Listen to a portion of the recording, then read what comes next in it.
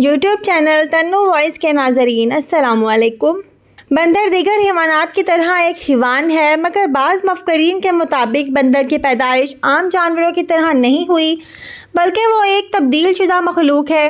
ان کے مطابق آج سے ہزاروں سال قبل حضرت داؤد علیہ السلام کی قوم بنی اسرائیل نے جب اللہ کی نافرمانی کی تو بطور سزا بندر اور سور بنا دیا گیا تھا۔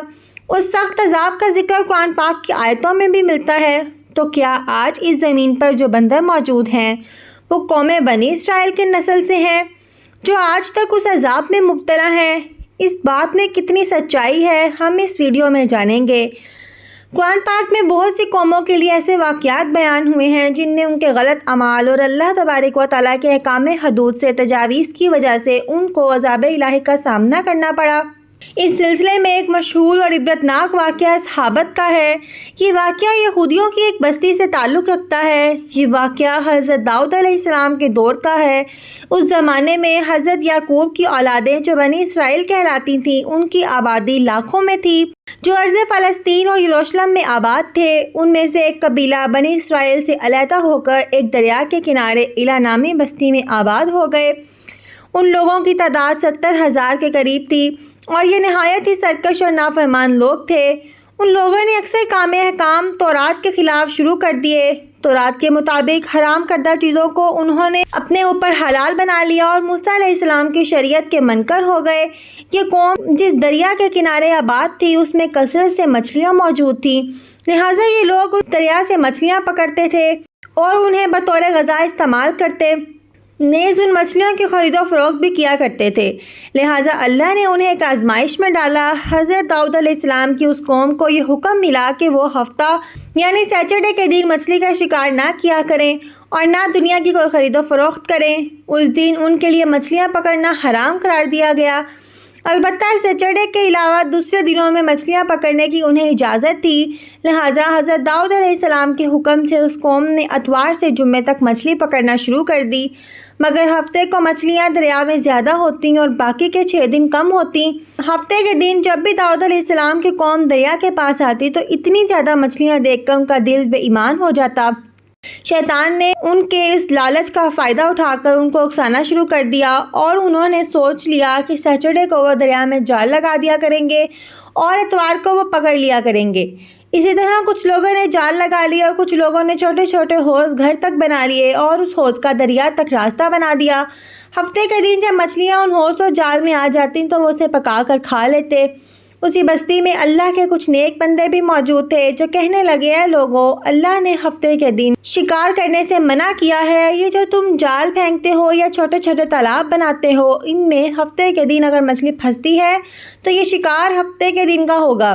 اللہ کے عذاب سے ڈرو، اللہ کی نافرمانی نہ کرو۔ اور وہ لوگ اس کا مذاق اڑانے لگے۔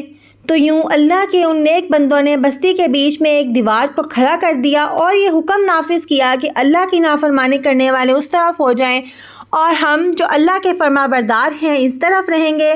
وہ سارے لوگ بار بار ان سے کہتے رہے، اے لوگو، اللہ سے ڈرو۔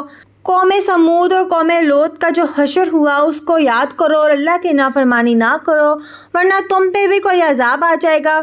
وہ سارے نافرمان جن کی تعداد 12,000 کے آس پاس تھی سب ہنستے رہے اور کہنے لگے، یہ تو سب کتابی باتیں ہیں، ہم پہ کوئی عذاب نہیں آئے گا۔ بس جیسے ہی وہ گروہ 2 حصوں میں تقسیم ہو گیا، ایک وہ جو اللہ کے فرما بردار تھے اور دوسرے وہ جو اللہ کے نافرمان بندے دیوار کے اس طرف تھے، وہ نافرمان پوری رات ہنستے رہے، مذاق اڑاتے رہے اور اللہ کے خاص بندے دیوار کے اس طرف اللہ سے معافی مانگتے رہے۔ اگلے دن جیسے ہی صبح ہوئی وہ نیک سالہ انسان انہوں نے محسوس کیا کہ دیوار کے اس طرف سے کسی انسان کی آواز نہیں آ رہی تھی۔ جیسے ہی دیوار کے اس طرف چڑھ کر دیکھنے لگے تو دیکھا کہ سارے کے سارے لوگ بندر کی شکل میں تبدیل ہو چکے تھے اور بندر کی حرکتوں کو انجام دے رہے تھے۔ ان لوگوں میں سے جو ان کے رشتہ دار تھے انہوں نے ان بندروں کو کپڑوں سے اپنے رشتہ داروں کو پہچانا اور چیخ کے رونے لگے، اللہ سے معافی مانگنے لگے۔ لیکن اللہ کا عذاب جب آتا ہے تو وہ ہو کر رہتا ہے۔ وہ 12,000 لوگ جو بندر بن چکے تھے کچھ بھی کھا پی نہیں پا رہے تھے اور یوں 3 دن بعد وہ سب اس عذاب میں آ کر ہلاک ہو گئے۔ اللہ کا عذاب بہت ہی سخت ہوتا ہے اور نافرمان اور سرکش لوگوں کے لیے جب عذاب الہی کا فیصلہ ہو جائے تو اللہ کے حکم سے پوری قوم اس طرح ہلاک ہو جاتی ہے کہ وہ آنے والے لوگوں کے لیے ایک عبرت بن جاتی ہے۔ بہرحال یہ نظریہ کہ موجودہ بندر ان لوگوں کی اولادیں ہیں جن پر عذاب آیا تھا، یہ غلط ہے، کیونکہ ان سے پہلے بھی دنیا میں بندر موجود تھے، اور صحیح روایتوں کے مطابق بنی اسرائیل کی یہ قوم جب بندر میں تبدیل ہو گئی تھی تو 3 دنوں تک یوں ہی زندہ رہے اور پھر روتے روتے ساری قوم مر گئی، لہٰذا ان کی نسل آگے نہیں بڑھی۔ امید کرتے ہیں آپ کو ویڈیو اچھی لگی ہوگی۔ ویڈیو اچھی لگے تو اس کو ضرور لائک کیجیے گا اور ہمارے چینل تنو وائس کو سبسکرائب کر دیں، ساتھ لگے بیل آئیکن پر بھی کلک کر دیں تاکہ فیوچر میں آنے والی تمام نئی ویڈیوز کی نوٹیفیکیشنز آپ کو بر وقت ملتے رہیں۔ اللہ حافظ۔